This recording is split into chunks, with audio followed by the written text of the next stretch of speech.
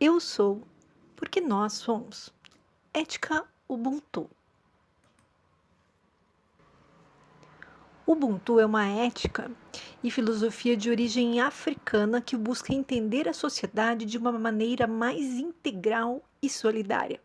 A palavra Ubuntu é originária do idioma Kibundo e não tem uma tradução exata para a língua portuguesa. A ideia é: minha existência está conectada à existência do outro. Sintetiza uma concepção de humanidade típica dos povos de matriz bantu, que difere da concepção autocentrada de sujeito implícita no ideário iluminista e, portanto, vai além da dualidade indivíduo-coletividade expressa em vários pensamentos ocidentais, como, por exemplo, em Freud, que na obra O Mal-Estar da Civilização situa um dos fatores do mal-estar estrutural da condição humana na relação entre os seres humanos, que, segundo ele, são uma espécie propensa à agressividade e, portanto, que necessita de mecanismos de controle. Nós estamos acostumados com a ética e com o comportamento em geral europeu. E não só europeu, como também estadunidense, né? Nós imitamos esse tipo de comportamento. E até porque o nosso sistema financeiro é capitalista, então a gente vê o outro sempre como um inimigo, nunca como um humano, como um irmão. A gente julga as pessoas pela capacidade delas de produzirem dinheiro. Então, quem tem dinheiro é bacana, é legal, quem não tem, não é nada disso. A ética Ubuntu é incompatível com uma sociedade competitiva, pois essa implica em autocentramento dos sujeitos e na visão de que o outro é sempre um adversário ou um inimigo a ser vencido. A lógica de uma sociedade competitiva é que a humanidade se constrói pela vitória sobre o outro e não pelo compartilhamento e interconexão. As relações sociais em uma sociedade competitiva tendem a ser instrumentais. A ética Ubuntu é fundamentada na cooperação, na comunidade, no auxílio e respeito ao outro. Porque a gente explicou isso agora, mas por que essa questão de tendem a ser instrumentais? Porque a nossa sociedade capitalista, ela vê o outro como um instrumento. Vocês já ouviram as pessoas falarem, fulano me usou, Beltrano usou não sei quem para subir na carreira. É por isso, porque as pessoas elas são como instrumentos, né? Você procura alguém para fazer você feliz. Você não procura alguém que você possa se fazer feliz. No seu dia a dia, você não procura prover felicidade aos que estão perto de você, mas você quer que façam você feliz. Então, esse é o nosso pensamento ocidental, branco ocidental, de europeu, que nós herdamos, que está erradíssimo. E por que isso é significativo para nós brasileiros, já que se trata de uma ética africana? Primeiro, porque nós estudamos a ética europeia, estudamos filósofos de outros países, por que não do continente africano? Segundo, porque, como diz o texto, dos 516 anos de existência do Brasil, mais de 350 foram de escravidão de africanos e afrodescendentes. Isso ali diz no texto, né? Esse texto ele é de 2016, ele está atrasado, né? Seriam 521 anos de existência do Brasil. Então, mais de 350 anos foram de escravidão de africanos e afrodescendentes. Então, aproximadamente a cada 3 anos de existência do Brasil, 2 foram de escravização dos negros.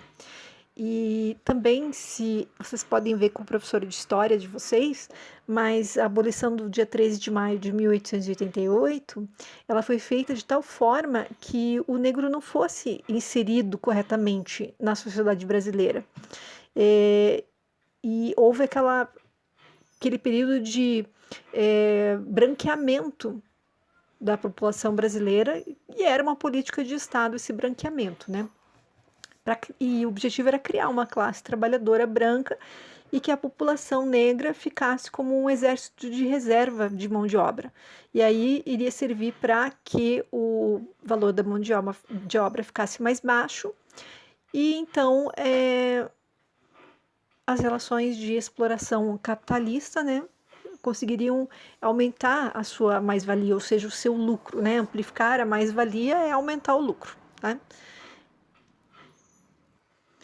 Então, tanto a ideologia do racismo, desvalorização do ser negro, apagamento das tradições e da história dos negros foram elementos que legitimaram esse modelo de sociedade nosso, que é feito, ele concentra a renda e o patrimônio numa parcela muito pequena da população,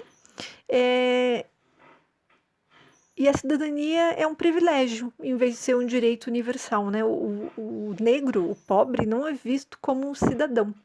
E aí o Ubuntu, ele rompe com esse processo de desconstrução do humanismo negro.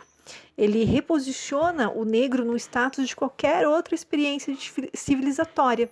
Ele empodera mecanismos de organização da periferia que são normalmente desconsiderados e desprezados pelas elites políticas.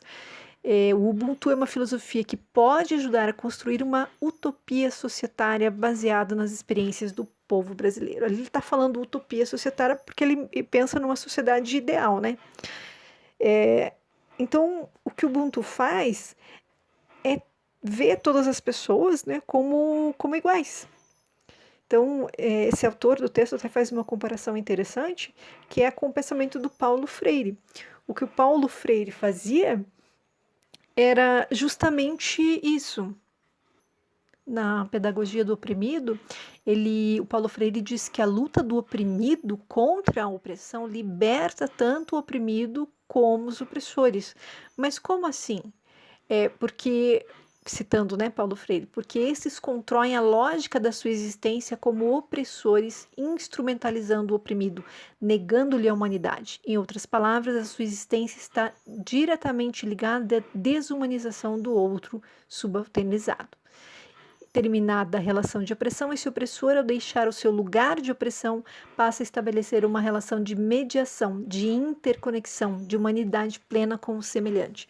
Então, a pedagogia do Paulo Freire era justamente libertar. E a ética Ubuntu faz a mesma coisa, porque quando o opressor ele entende que está sendo opressor, então ele passa a ver o outro como ser humano e não mais como uma ferramenta, como um instrumento. E é por isso, então, que é interessante a gente saber um pouco sobre a ética Ubuntu e tentar nos transformar, nos tornar um pouco mais humanos e sair dessa roda em que a gente vive, né, de opressão e de instrumentalização do próximo. That's all, folks!